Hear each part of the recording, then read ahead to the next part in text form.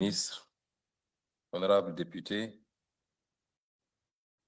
mesdames et messieurs les membres du corps diplomatique, en particulier les représentants de la République algérienne démocratique et populaire, terre de combat et de fraternité pour Frantz Fanon.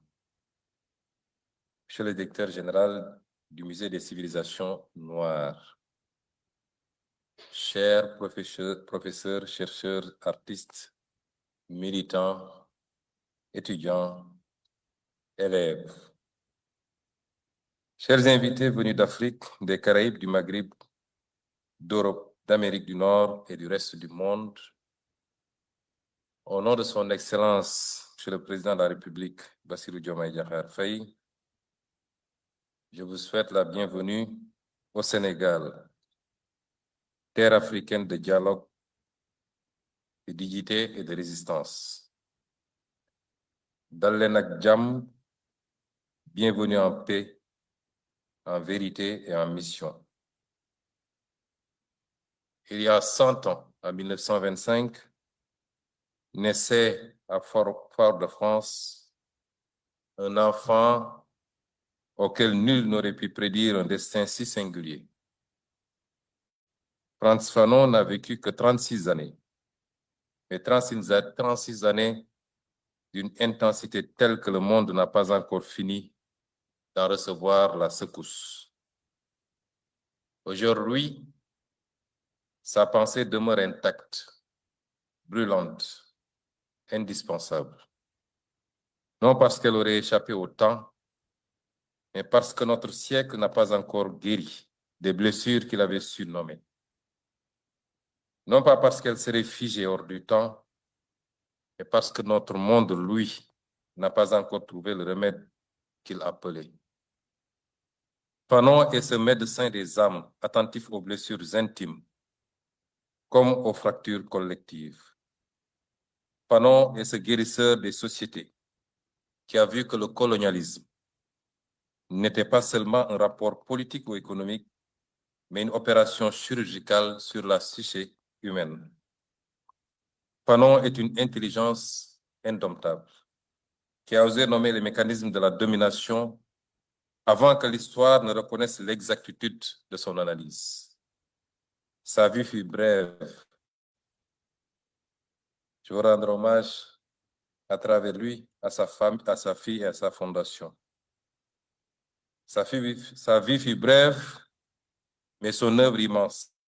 Et si nous sommes rassemblés à Dakar aujourd'hui, c'est parce que Fanon n'est pas seulement un héritage africain, il est une promesse inachevée que notre continent doit assumer et transformer en acte. Vient ensuite cette évidence, qui est que Fanon dialogue avec le Sénégal comme avec toute l'Afrique. Pourquoi donc Dakar? Pourquoi le musée des civilisations noires, ce temple de nos mémoires et de nos futurs? Parce que le Sénégal est, depuis longtemps, un carrefour de l'Afrique résistante. Un carrefour où se croisent les voies du Sahel, les vents de l'Atlantique, les héritages du monde noir et les aspirations de tout un continent. Parce que cette capitale ne dort jamais. Elle pense, elle débat, elle contredit, elle invente et réinvente.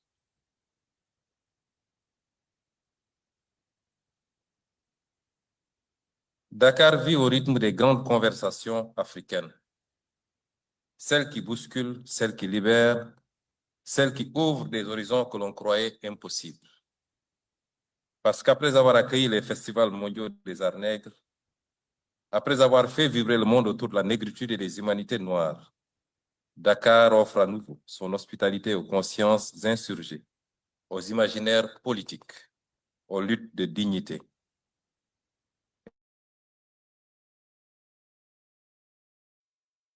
Carrefour, une vigie. Un lieu où l'Afrique se regarde dans le miroir de son histoire et ose se rêver autrement. Et puis, Dakar, ce n'est pas seulement un espace géographique, c'est une mémoire, celle de Cheikh Anta Diop, qui restitue à l'Afrique la grandeur de sa civilisation.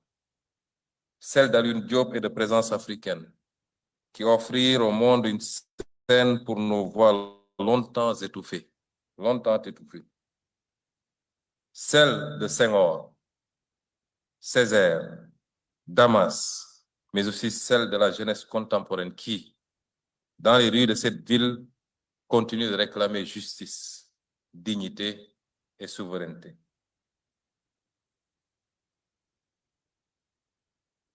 Dans ce contexte, il serait presque naturel que Fanon trouve ici un refuge et une résonance. Fanon a dialogué avec Senghor, avec Césaire, parfois pour critiquer, souvent pour éclairer. Il a interrogé la négritude non pas pour la renier, mais pour la pousser, la négritude, vers son point d'incandescence qu'est l'action. Il a vu dans la poésie un ferment d'insurrection, dans la culture un outil de lutte, dans la dignité une arme politique. Fanon fut martiniquais par naissance, français par contingence administrative, africain par lucidité, algérien par engagement.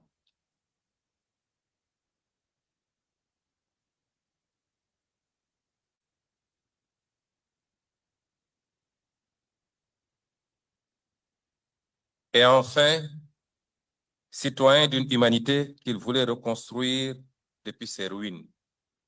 Sa trajectoire est un archipel, des îles de mémoire reliées par une même quête de liberté. Oui, Fanon s'est fait algérien pour mieux se faire africain. Oui, il a planté son destin dans la terre du Maghreb pour que germe une liberté que l'Afrique entière attendait. Il a compris que l'Algérie n'était pas une périphérie de l'Afrique, mais son front avancé, son foyer de braise, le lieu où se jouait le destin de la décolonisation.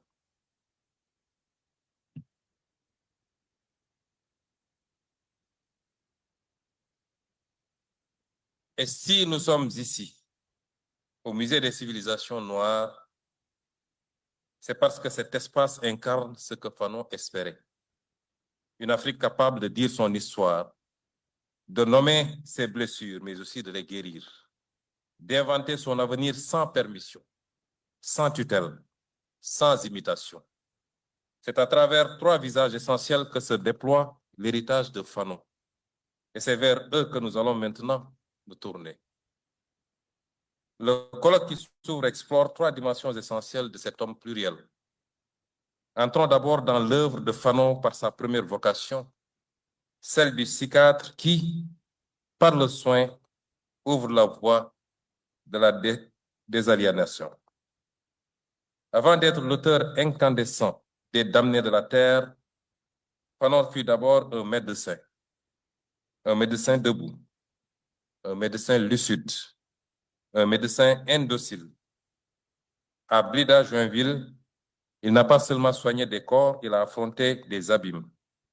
Il a ouvert les dossiers de la souffrance coloniale, comme on ouvre un dossier d'instruction pour en révéler les preuves, les mécanismes, les complicités.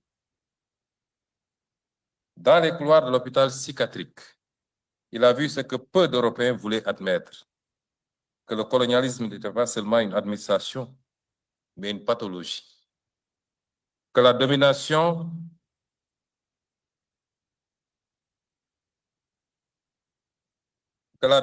n'était pas seulement un système, mais un traumatisme.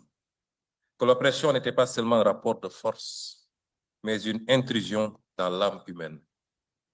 Il a regardé dans les yeux les ravages du racisme, ces blessures qui ne saignent pas, mais qui condamnent. Il a entendu les cauchemars du colonisé, ces nuits où l'on se débat contre une voix qui répète « Tu ne seras jamais ton propre maître ». Il a observé aussi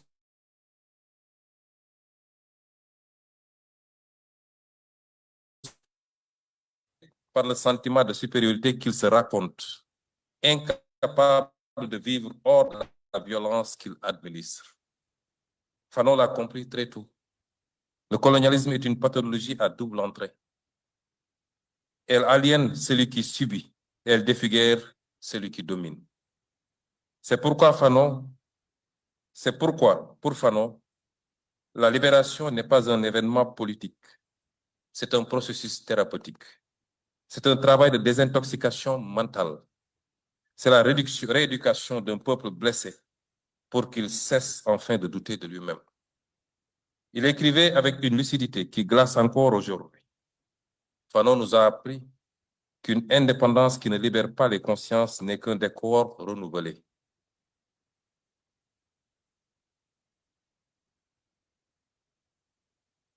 Tant que les structures mentales héritées du colonialisme demeurent, la souveraineté reste inachevée.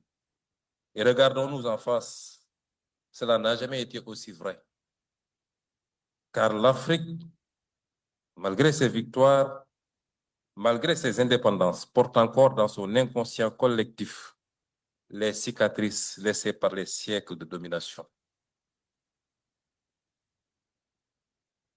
La peur de désobéir, la tentation de chercher la validation extérieure, la croyance que le savoir légitime est toujours celui qui vient d'ailleurs, comme disait Cheikh Anta Diop, la difficulté à rompre avec des institutions et des modèles qui ne furent jamais conçus pour notre dignité.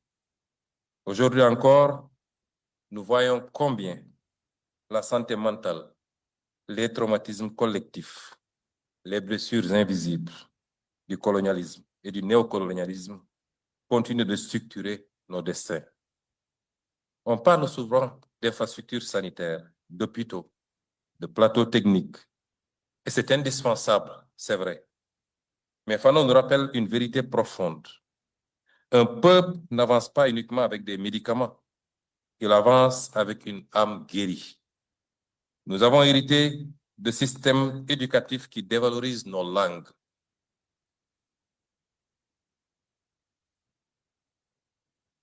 de systèmes politiques qui nous apprenaient à obéir plutôt qu'à créer, de systèmes économiques qui nous conditionnaient à dépendre plutôt qu'à produire, de systèmes symboliques qui nous invitaient à admirer ce que nous ne sommes pas.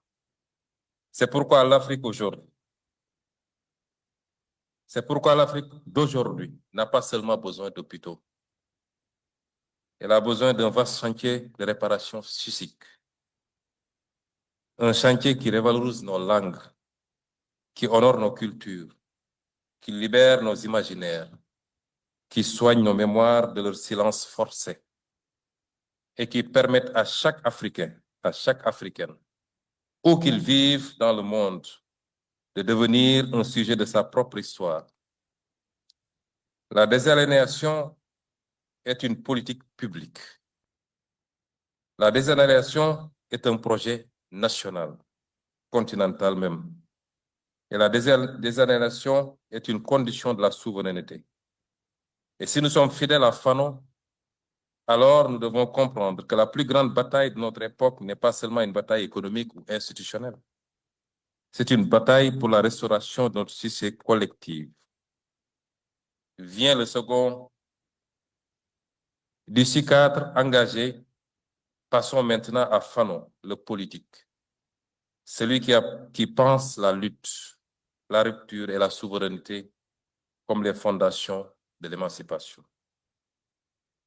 Il a vu, lucide et amer, ce que beaucoup refusaient de voir et d'admettre, que la fin des empires européens n'allait pas automatiquement ouvrir le règne des peuples africains,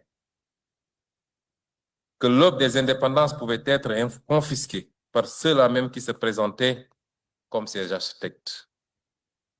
Il a vu la bourgeoisie nationale, cette élite formée dans les écoles coloniales, nourrie aux réflexes du maître, devenir gestionnaire de l'ordre qu'elle prétendait combattre. Il l'a vu signer des accords léonais, reconduire les structures administratives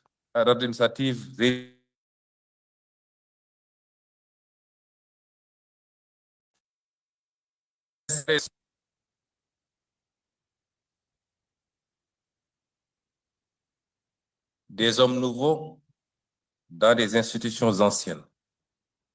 Fanon savait que cela ne suffirait jamais. Il avait compris que la décolonisation, si elle se contente d'un transfert de pouvoir administratif, peut devenir le masque souriant d'un continuum colonial. Et que la bourgeoisie nationale, au lieu d'être une force de libération, pouvait devenir ce que Fanon appelait sans détour une classe sans envergure, un relais administratif du colonialisme incapable de donner un souffle à l'indépendance, une classe bavarde, narcissique, imitatrice, fascinée par le confort du colon plus que par la souffrance du peuple. Permettez-moi de rappeler avec les mots mêmes du document qui guide ce colloque. Vos mots, les mots de Dakar, réfléchissant sur Fanon, le diagnostic implacable que l'on retrouve dans les axes préparatoires. Le recul du colonialisme dans l'Afrique des années 60 portait la promesse d'une reprise de l'humanité. Hélas, Fanon avait dû alerter sur la trahison de cette promesse par la bourgeoisie bureaucratique africaine. Cette phrase n'est pas une simple observation historique, c'est une alarme que Fanon avait fait retentir et qui continue de résonner aujourd'hui dans les rues de Dakar comme dans toutes les rues des villes africaines. Dans les révoltes des jeunesses ouest-africaines, dans les critiques des systèmes monétaires imposés, dans les colères populaires face aux projets d'alignement et de dépendance. Car oui, il avait raison. L'indépendance politique n'a pas suffi. Elle a ouvert une porte, mais elle n'a pas brisé les murs. Elle a hissé nos drapeaux, mais elle n'a pas libéré nos économies. Elle a donné une existence internationale à nos États, mais elle n'a pas garanti la souveraineté réelle de nos peuples. Les mécanismes de dépendance ont changé de forme, mais pas de nature. Le colon est parti, mais la dette est restée.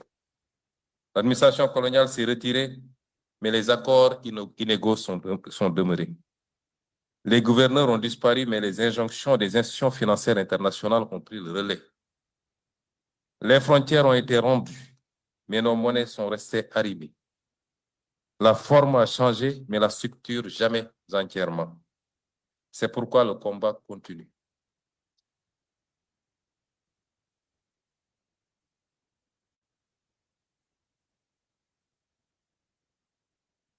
Un combat politique, un combat intellectuel, mais surtout un combat moral. Celui de refuser que la liberté africaine soit concessionnée, que la souveraineté soit conditionnée, que la dignité soit marchandée.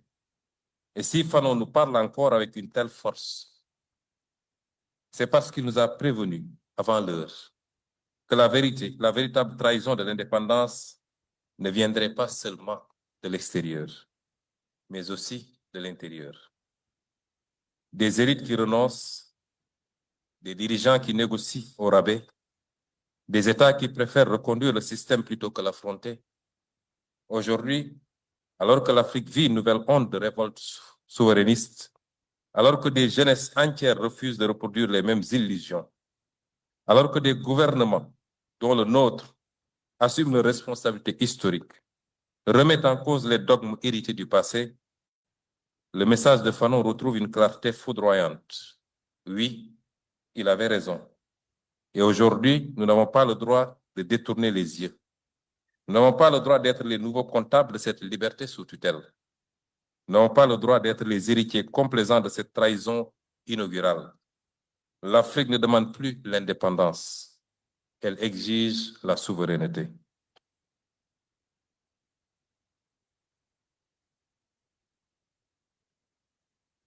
Et cette souveraineté, Fanon nous l'a enseigné. Cette souveraineté n'est pas une proclamation, c'est une rupture. Vient alors le troisième visage de Fanon, celui de l'humaniste, celui de l'homme neuf. Fanon n'a jamais contemplé la violence non comme un idéal, mais comme une conséquence.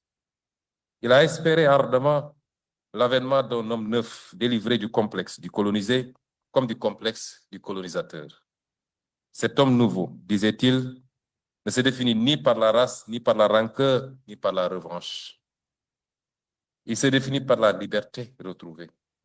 Et surtout par cette phrase qui restera le fil conducteur du colloque, que chaque génération doit, dans une relative opacité, découvrir sa mission, l'accomplir ou la trahir.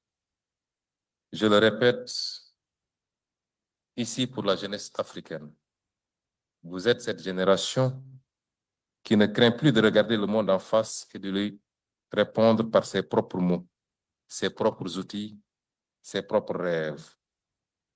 À ce stade, une question cruciale se pose. Que faire de Fanon en 2025? Et quel appel à l'action cela adresse à nos sociétés? Il n'y a pas de pire trahison que de transformer Fanon en statue.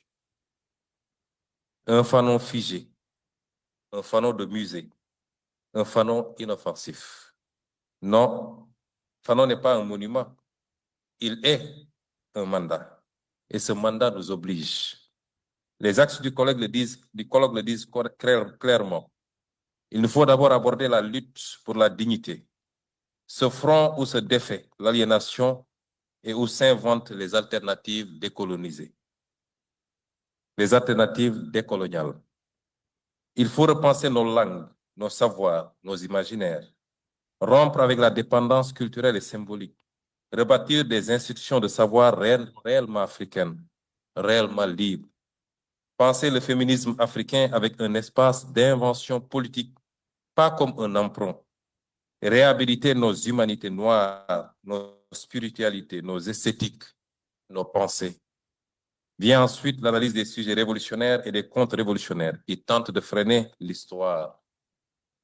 Fanon nous met face à une question centrale.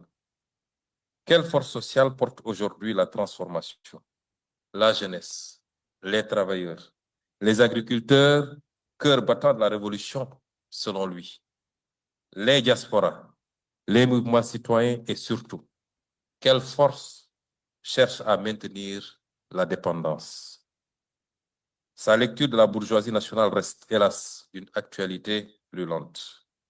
Il nous faut à présent analyser la position de l'Afrique et de sa diaspora dans ce monde en profonde recomposition. Il nous faut à présent analyser cette position. Le colloque nous invite à penser une Afrique qui n'est plus un objet, mais un acteur stratégique. Une Afrique qui s'inscrit dans une configuration internationale où l'hégémonie occidentale vacille, où les BRICS redessinent les alliances, où les puissances se déplacent et où les institutions internationales sont elles-mêmes interrogées par de nouveaux rapports de force. Mais cette réflexion serait incomplète si nous oublions la diaspora africaine, cette 6e région de l'Union africaine. Et c'est peut-être une coïncidence heureuse que son Excellence le Président Bassirou Diomaye Faye ait décidé de consacrer une journée nationale de la diaspora dont la première édition s'est tenue aujourd'hui même. Une diaspora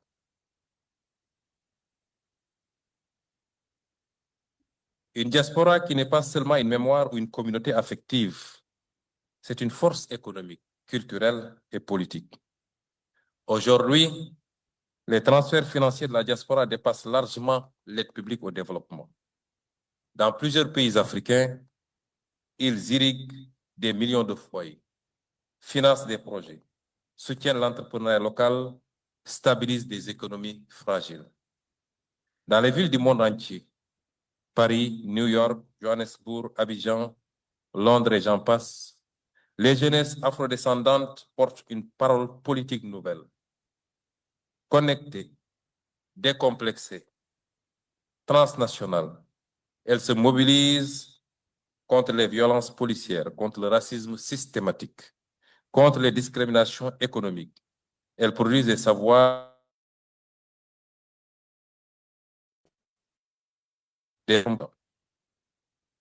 Avant-hier, j'ai eu l'honneur de dîner avec Madame la vice-présidente de la Colombie, première personne afrodescendante à atteindre ce niveau de responsabilité. Et dans nos échanges,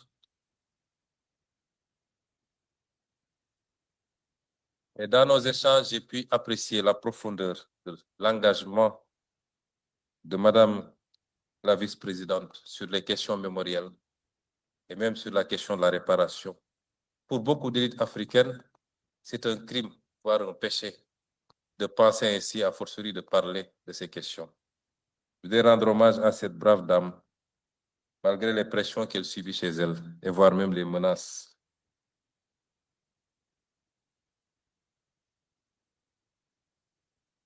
La diaspora, c'est aussi un espace stratégique des ingénieurs, des chercheurs, des artistes, des médecins, des entrepreneurs qui constituent un capital intellectuel majeur. La révolution numérique africaine doit beaucoup à ces femmes et ces hommes installés un peu partout dans le monde, qui réinvestissent leurs compétences dans l'innovation africaine, dans les fintech, les réseaux éducatifs, les plateformes de formation, l'intelligence artificielle et j'en passe. Fanon parlait de la décolonisation totale, pas symbolique, totale. Il savait que la libération ne se joue pas seulement dans les capitales africaines, mais aussi dans les circulations transatlantiques, dans les solidarités diasporiques, dans la capacité des peuples noirs à parler d'une seule voix sur plusieurs continents. Il nous revient d'en tracer les contours monétaires, institutionnels, culturels, stratégiques. Il nous revient de comprendre que la souveraineté africaine se construit à Dakar, certes, mais aussi à Bamako, à Bobo-Dioulasso, à Saint-Louis du Sénégal, à Trinidad, à Atlanta, à Salvador de Bahia, à Londres et à Johannesburg, et partout ailleurs.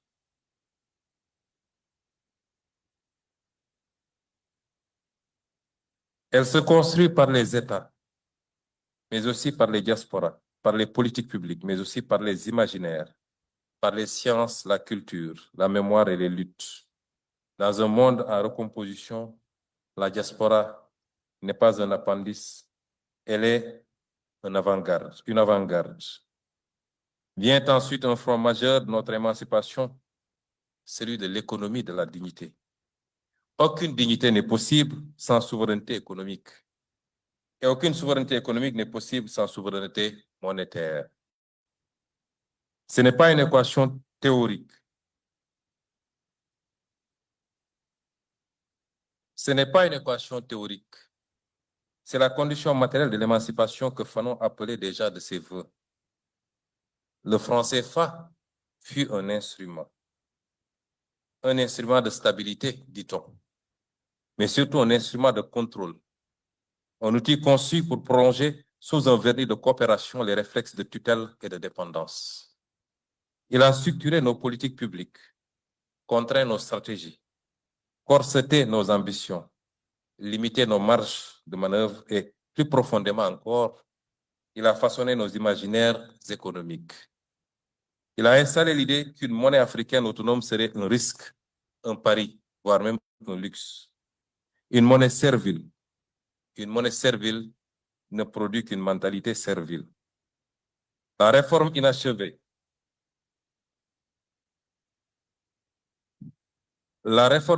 de l'ECO en est une autre. Une réforme annoncée pour tourner la page du CFA, mais qui, dans sa forme actuelle, n'auront véritablement qu'avec le symbole, pas encore avec la structure. Nous devons le dire avec franchise, changer de nom sans changer de logique n'est pas une révolution. C'est un rebranding de la dépendance.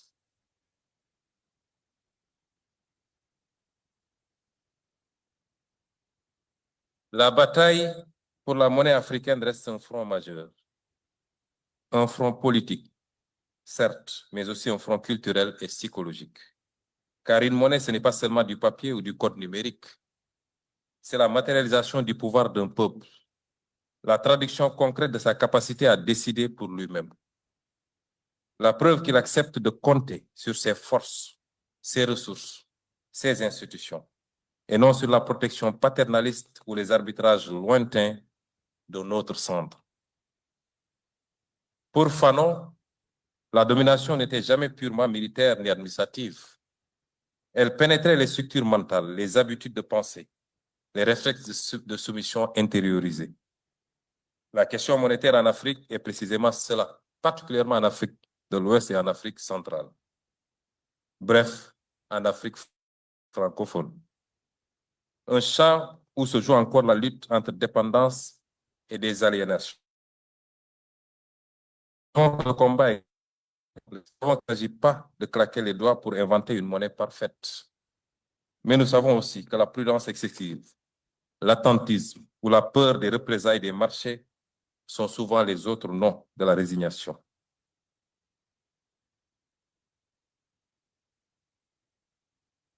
La souveraineté monétaire n'est pas un isolement. C'est une capacité à choisir, à négocier d'égal à égal, à orienter son économie sans permission préalable, à investir dans ses priorités, la santé, l'agriculture, l'éducation, l'industrie, sans attendre que d'autres valident nos projets ou redessinent nos ambitions.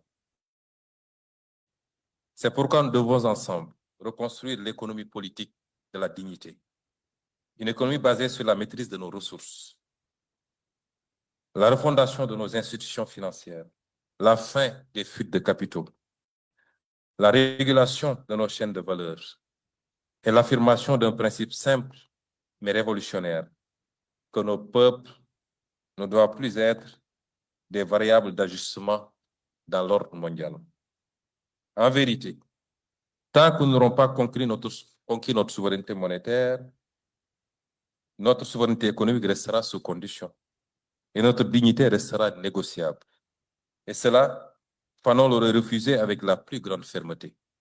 Et c'est ici que surgit une exigence fondamentale, notre responsabilité en tant que gouvernement africain dans l'histoire qui s'écrit. En tant que Premier ministre du Sénégal, je veux dire ceci, et devant vous, je veux le dire avec gravité, mais aussi avec une conviction inébranlable. Nous ne commémorons pas Frantz Fanon, nous le continuons. Nous ne sommes pas ici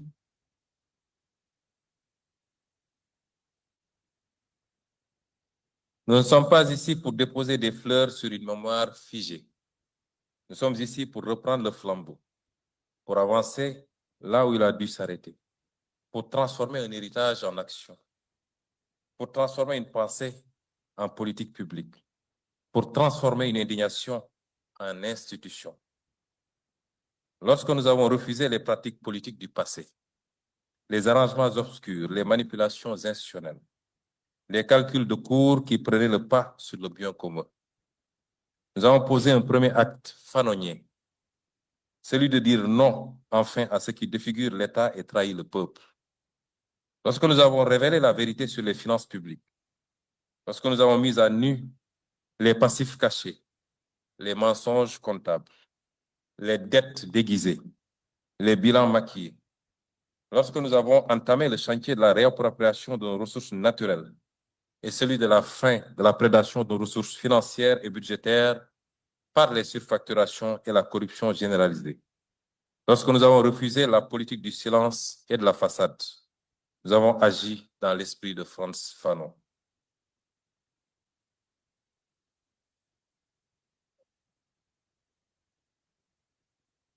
Fanon qui disait que la domination commence toujours par la dissimulation et que la liberté commence toujours par la vérité. Lorsque nous avons engagé la lutte contre la dépendance économique, contre les accords qui brident, contre la présence militaire étrangère, contre les conditionnalités qui punissent, contre les mécanismes monétaires qui ligotent, nous avons rejoint le combat de Frantz Fanon. Lui qui affirmait que l'indépendance sans maîtrise de son économie n'est qu'un drapeau sans souveraineté.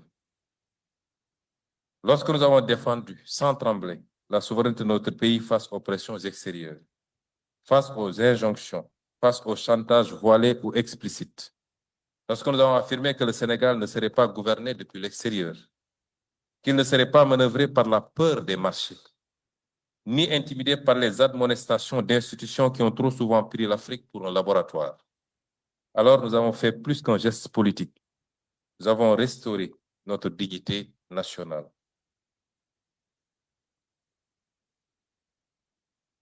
Lorsque nous avons proclamé haut et fort notre droit à choisir nos alliances, nos partenariats, nos stratégies, nos amis et nos horizons. Lorsque nous avons dit que le Sénégal ne serait jamais l'appendice géopolitique de personne, nous avons prolongé le rêve fanonien d'une Afrique qui s'autodétermine, d'un continent qui ne quémande plus, qui ne s'excuse plus, mais qui assume pleinement sa place dans le monde. Oui, dans chacun de ses actes. Nous nous sommes inscrits dans la droite ligne du combat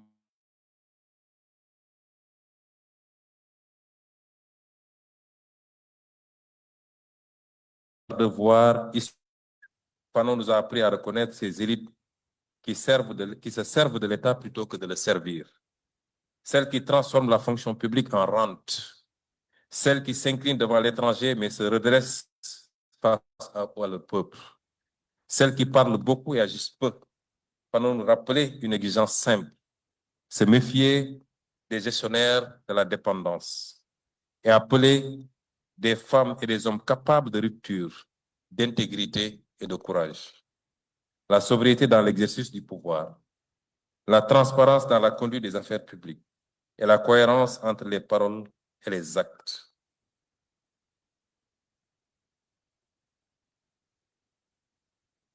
Nous avons choisi ce triptyque simple mais exigeant, le djoub, le djoubel et le djoubanti,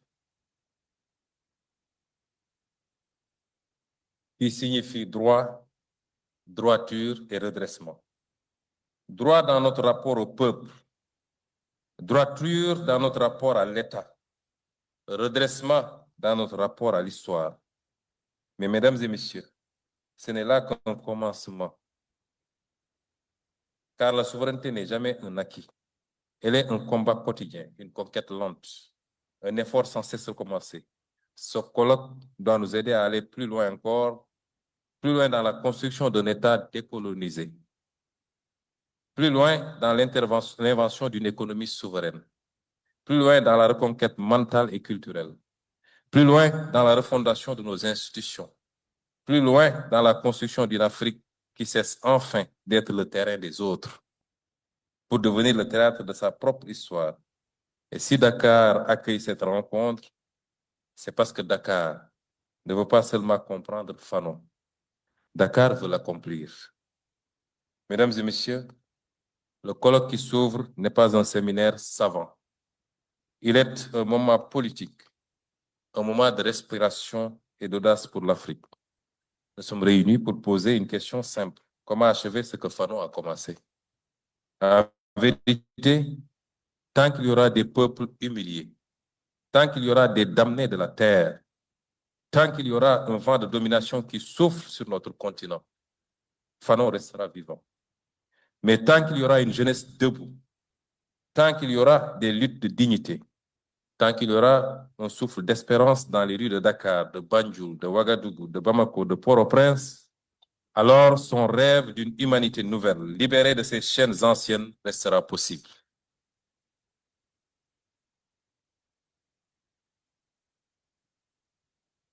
C'est avec cette conviction, cette espérance, cette exigence que je déclare officiellement ouvert le colloque international du centenaire de Frantz Fanon.